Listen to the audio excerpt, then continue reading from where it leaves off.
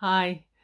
So today we're going to think a little bit about our words and the power of our words and how what we speak can be used, can actually have positive and negative effects. So I'll tell you a little story to start with. Many years ago now, must be 10, 15 or so years ago, I had a period of time in my life when I had a lot of physical symptoms. I was having funny heart rhythms. I felt exhausted all the time, headaches, lots of niggly, irritating things. And I got quite used to telling people, if people said to me, "How are you today?" I would say something like, "Oh, okay, I'm pretty tired," or "I've got headaches," or "a bit of a struggle at the minute," or often quite a negative response. I went on holiday for a couple of weeks to visit my brother in America. And during the whole time that I was there, these symptoms carried on, these niggly, irritating symptoms. And I found it a bit of a struggle some days just to keep going and enjoy what I was doing. And I felt awful. There were days when I physically felt really unwell. But when I got home and I looked at the photos of that holiday, I was really surprised because I looked at the photos and I actually looked really well, which in a way was really annoying because that wasn't what I felt like. But it struck me this contrast between how I felt and how I spoke and what I looked like. And and as a doctor, I'm quite used to looking at people, and you can tell quite quickly when you look at someone whether they're ill or whether they're well. And I looked at myself in the photos and I thought, "Mary, you're well. You're a well woman. You've got some symptoms, but you're a well woman." And so I made this decision that I was going to speak about myself like that. So when people asked me at the school gate or bumped into them in the street and they said, "Oh, how are you doing?" I said, "Oh, I'm well. I'm well. I'm doing well. I you know think things are good. I'm well." And it was quite a battle to start with because that wasn't what I was necessarily feeling. But I persisted with it. And do you know, the really interesting thing was that over a few weeks, my body sort of caught up with what I was speaking, and I actually started to feel better, loads better. And that really, really stuck with me. It was as if what I was speaking out was actually becoming a reality in my physical body. So if we wind forward to just recently, and I was listening to some YouTube talks by somebody called Dr. David Hamilton, who you can easily find. He's written a number of books as well, and he's really interesting because he was involved in science and chemistry, but he's got into writing books and speaking because he wants to change culture and change people's perception. And one of the things he talks about again is our words and the impact of our words and the power of our words. So it got me thinking about this again. It's something that I've been interested in for many, many years now, that I've noticed with my patients and friends and people around me, that words, people vary in how they speak and the words that they use. Some people are predominantly negative, some are predominantly positive. And what's the power of those words that we speak? So that's what I wanted to talk about today. It's really interesting that when you start looking around, there is loads of medical research now, or psychology research, or data looking at the power of words and how what we speak affects our physical bodies, or affects our brain, affects our thinking, affects outcomes of things. And I just wanted to read to you a little tiny bit from a book, and it's called Words Can Change Your Brain. And it's by Dr. Andrew Newberg, who's a neuroscientist, and Mark Waldman, who's a communications expert.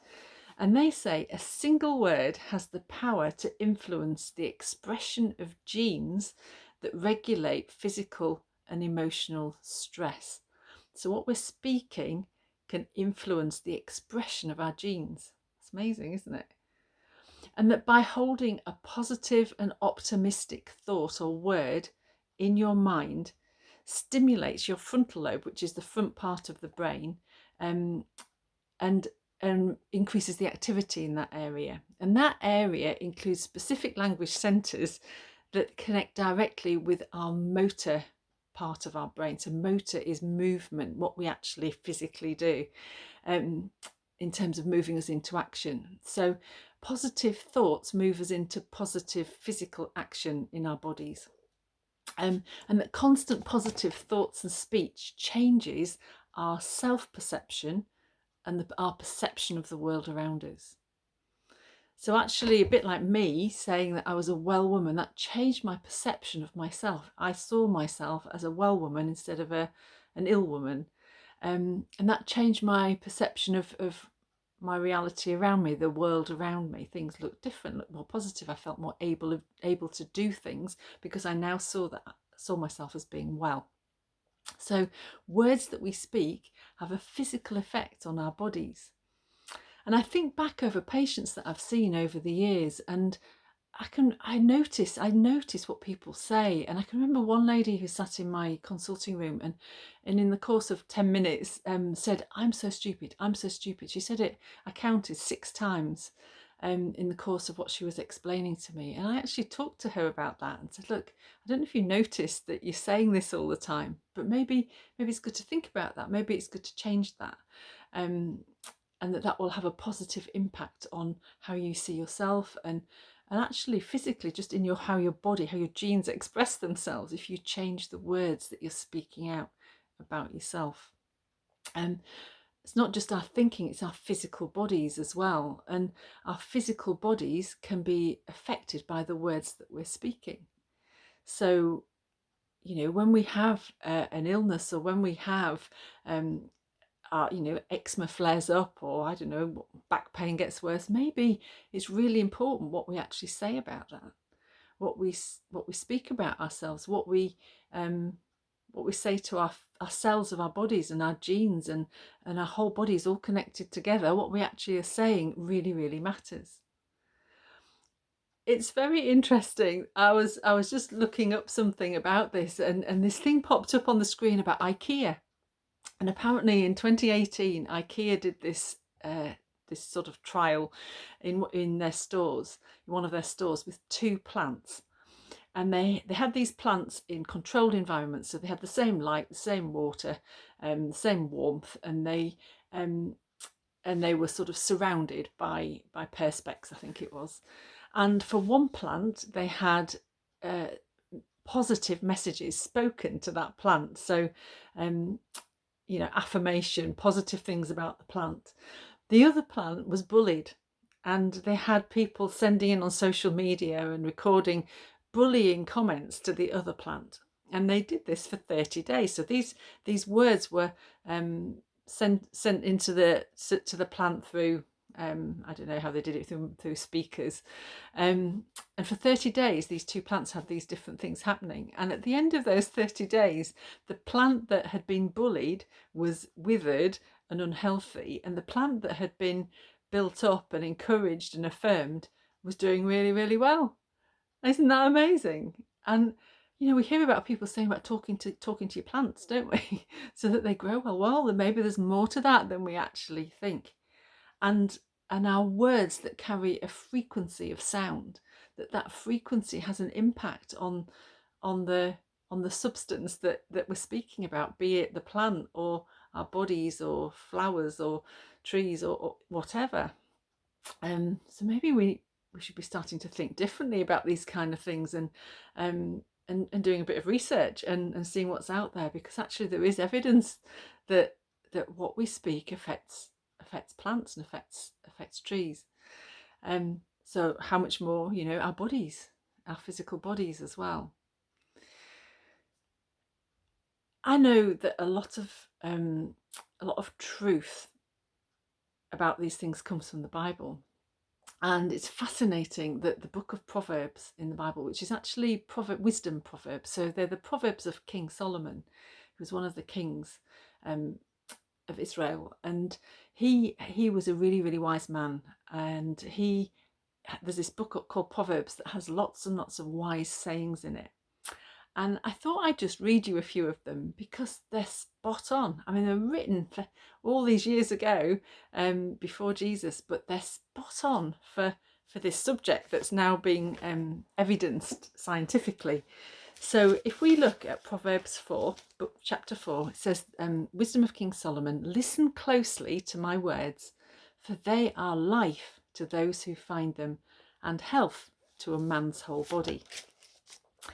And then in Proverbs 15 it says, the tongue that brings healing is a tree of life, but a deceitful tongue crushes the spirit.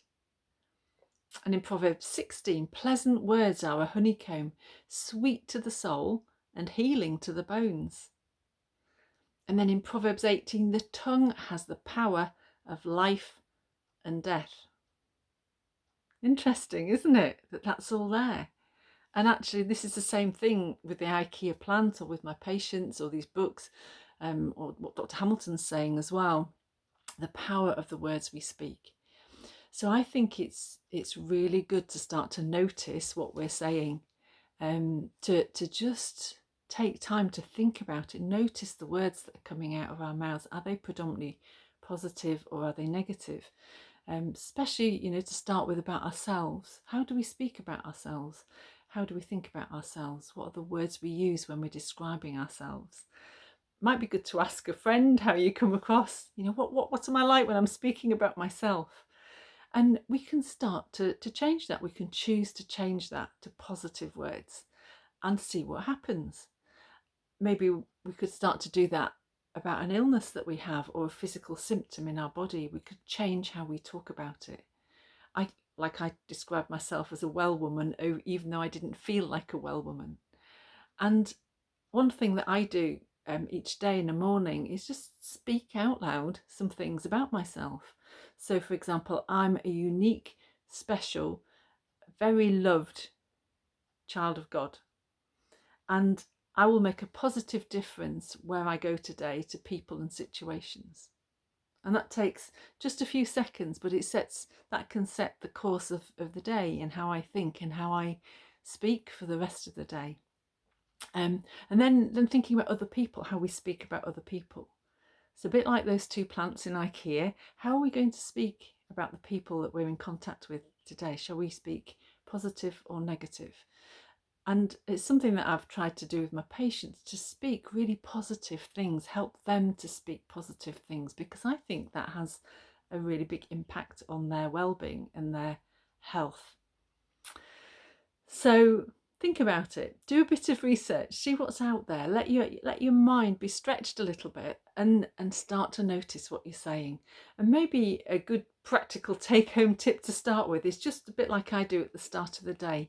Just think of something positive that you can say about yourself at the start of the day, and maybe something positive that you could say to someone close to you, or a friend or a neighbour today. And then let's start to see what difference that makes in our health and in our well-being and in our environment that we live in. Okay, have a good day today, and remember that you're unique and you're special and you're loved by God, whether you feel like it or not.